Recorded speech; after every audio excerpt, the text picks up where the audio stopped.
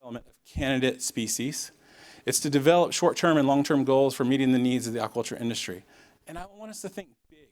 And my real vision is that over the next 5 to 10 years, we think about an aquaculture industry that is comprised of a significant portion of marine fish that are helping to kind of address the seafood trade deficit.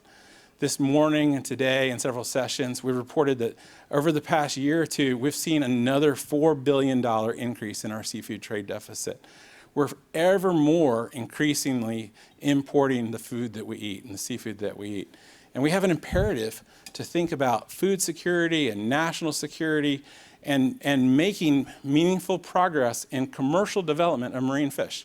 I know we have a lot of scientists in the room and we like to go in and do our basic research or our applied research, but I really want to think and ask the aquaculture industry and connect with the aquaculture industry. How do we make this transition for advancement of marine fish? And I'm grateful for my friends at Harbor Branch and USDA and all the NOAA family for helping us think in this way. So the presentation today is just this general welcome. This prioritization exercise that we're going to do, I hope that you will take one of our prioritization exercises in the QR code, share it with friends at home, share it with industry, share it with folks out in the trade show. That's what we're doing because we want to make sure that we gather broad feedback into this exercise. We're then going to have 2 panel discussions, and in the transition between the 2 panel discussions, NOAA Sea Grant's going to come and share a bit of their work on how they've been working to support the marine fish aquaculture industry. And then we're going to talk about some of those future investment strategies and funding opportunities that they're going to have. The final panel discussion and then concluding remarks. And I want to thank all of our panelists for volunteering to join us today. And so I'll just go through now just to kind of share with you who we have that are coming on the panel. Kai Fox from the University of Hawaii Sea Grant College Program, George Nardi from Inova Sea, Ben Reading from North Carolina State University, John Stiglitz from the University of Miami, Kevin Stewart from Hub SeaWorld Research Institute. So that's panel 1. And then panel 2 or panel B is Matt Craze from Spheric, Nick King from Nordic Aqua Farms, Nicole Kirchhoff from Live Advantage Bait, Megan Sorby from Pine Island Redfish, and Jonathan Van Sinten from Virginia Tech. And you know, I want to try to inspire for just a moment before we dive into the prioritization. And so there's a lot of stories that people are talking about, happenings. You know, this is one of the most talked about stories of recirculating aquaculture, marine aquaculture. I was at the land-based salmon recirculating aquaculture conference, SAS Squared, up at the University of Maryland this year. And this is what folks are talking about. They're talking about, you know, significant production. How do we, you know, think big and bold about marine aquaculture? Atlantic Sapphire for the land-based wrasse. Matt Craze, thanks for inspiring me to share that slide. And then one of the most talked about stories for offshore marine aquaculture is blue ocean mariculture off of Kona, Hawaii. People are certainly talking about this. This is a long-standing sustainable operation that we're excited to see. It's one of the first of what we hope is many for our nation. But there's so many exciting stories that are distributed around the United States. And these are all in various stages of permitting and development. And some of them have broken ground. Some of them are already actively in production. And there's many that I want to be careful that I was not able to include all of the ones. So I just tried to give, you know, a sampling of all the diversity of commercial projects and endeavors that are underway to grow marine aquaculture in the United States.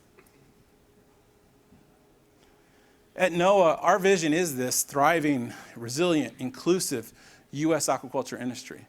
NOAA sits in the Department of Commerce, which means we should be business-minded. We should think about economics and bottom lines and food security and national security.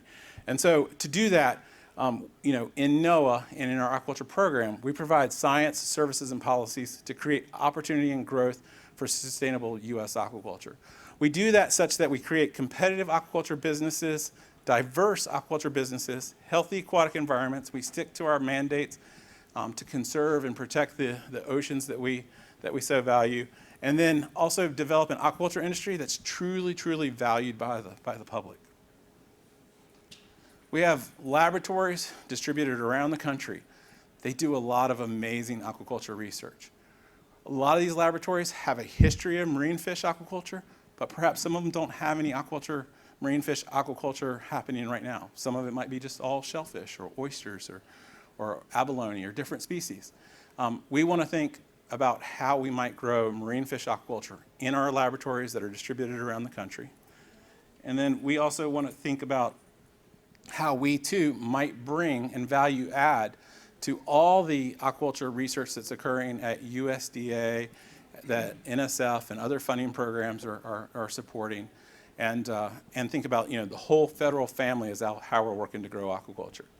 Some of that lab work that we do in NOAA is uniquely NOAA and is born kind of out of the NOAA lab. And so an example of this is in the Northwest Fisheries Science Center, Sable Fish Aquaculture, and in the Southeast Fisheries Science Center, development of Atlantic red porgy and those procedures.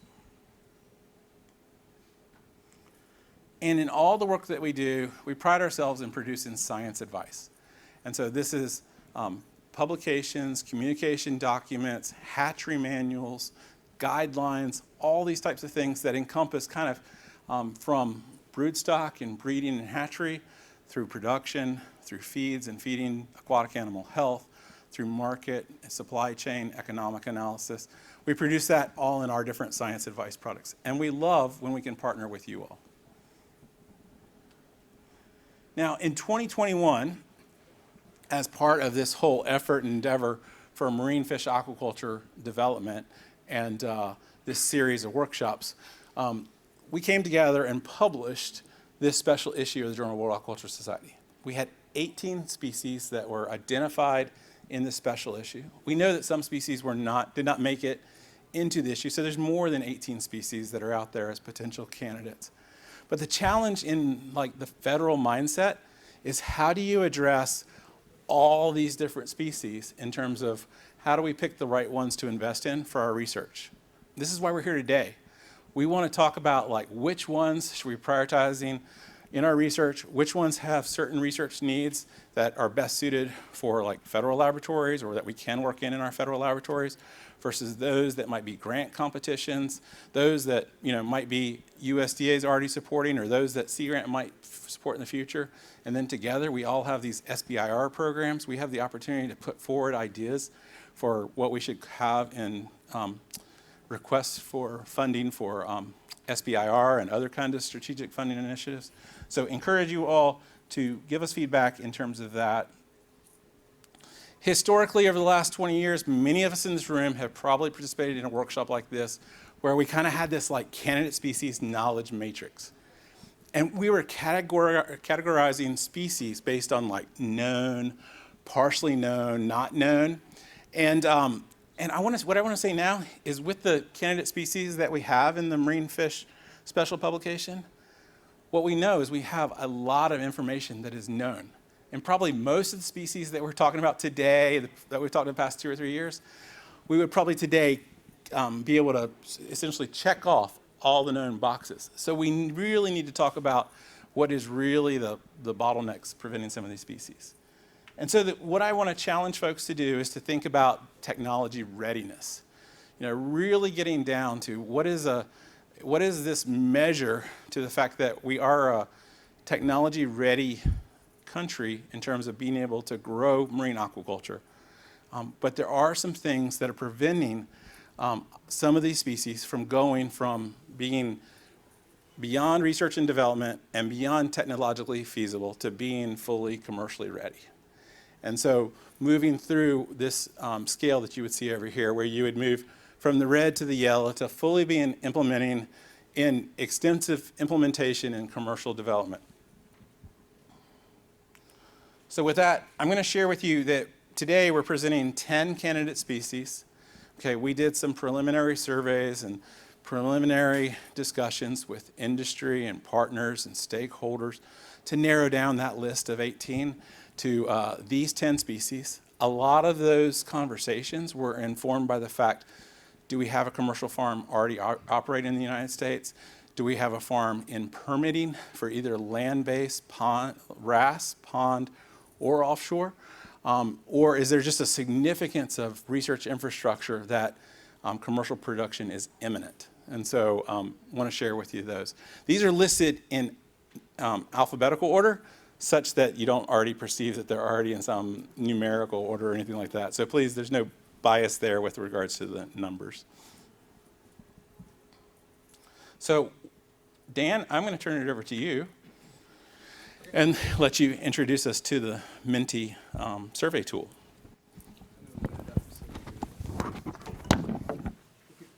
I'm going to load it up, so some of you are done, some of you just got started, but we can see live, what people are entering, so you can get an idea of the room.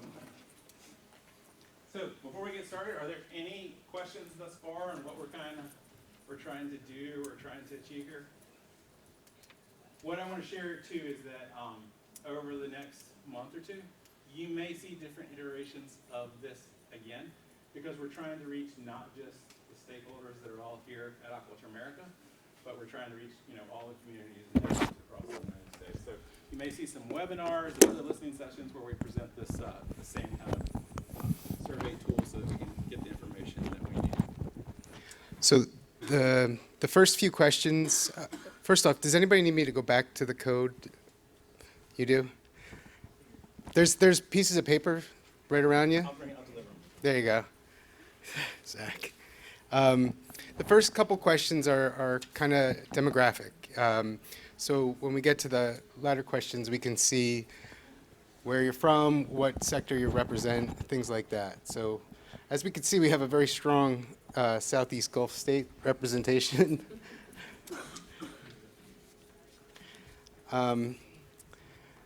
And this will show us, this will show us this. Government, academic, industry. What we're really hoping for is a nice, equally separated pie here. We're pretty in touch with what the government response is, being government and having access to all of our scientists. So academics and industry, please, if you're on the fence about participating, please jump in. And here we could see, what sectors are taking this. A lot of research and development, breeding and hatchery, and some farms, which is good because that's another one we want to really capture.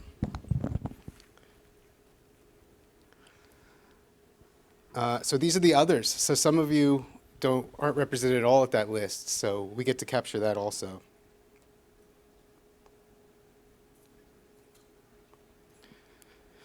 And then we get to, oh, perfect. Look at this Finfish representation. You guys are in the right meeting. Oh, and some fresh also. This is great. It'd be real unfortunate if we had a full seaweed representation of a finfish prioritization exercise. That's for another day. So here's the guts we really want to get at. So in that you were asked, to basically mark the likelihood of commercialization. And I do want to say, for these exercises, commercialization is 10,000 metric tons or more. And you could see what everybody else is putting, so you can see if your opinion is similar or much different, but we can see what's kind of pulling out in the lead, which is great. I'm going to say great a lot because I'm really excited about data.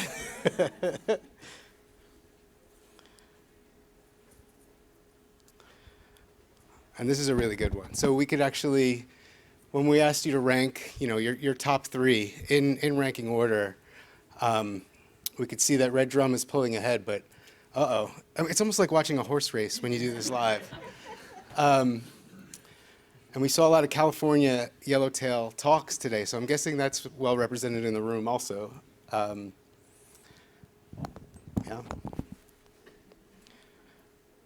Okay, this is great. You guys are still taking it. Everybody done? You want me to move on?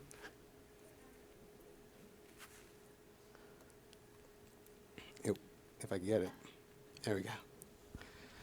And this is another really important one. Please don't, you can skip. They're all skippable, but we really want to get your take on the marketability, especially because we've captured the demographic of your region. So we really want to be able to break our data apart and see that, in the southeast Gulf states, this species is really considered marketable by the participants, or in the Northwest, or otherwise. But I think we're seeing the leader in most categories in red drum.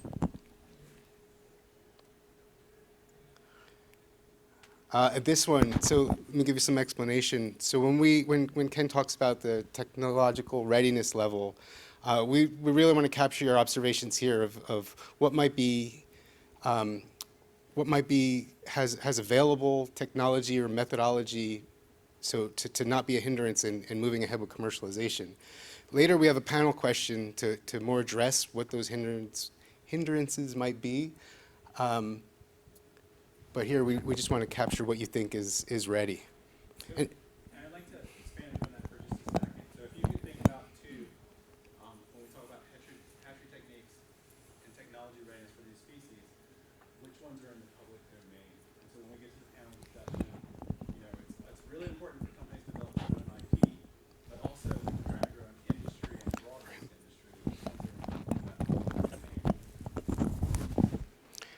And so I had one question. So Ken, maybe you could follow up. Someone was asking, can you define public domain? Like, yeah. So I'll tell you, like 15 years ago, 20 years ago, when I started spawning fish, I went to the FAO and I got their sea bream and sea bass manual, and I would call that the public domain. If you can go get a manual from A to Z on how you do a hatchery operation, that's kind of an example of like documents in FAO or USDA or NOAA or perhaps a Sea Grant state program.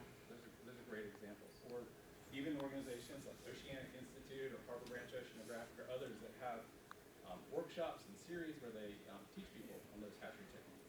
Right. And would you consider species-specific technology like an upweller or something like that also that you can purchase, right? So public domain. All right, so now we also wanted to give you, the audience and participants, the ability to answer the same questions that the panel is going to be addressed with. So from this question on are going to be the panel questions. So we'll actually be able to, look at this. We don't even need the panels. We got it all here. We'll be able to work through panel questions. And then if there's time at the end and you put questions, we could actually address those also. But I do encourage you to just raise your hand. It's all being recorded. So we'll capture it all either way. But raise your hand and engage with the panel directly.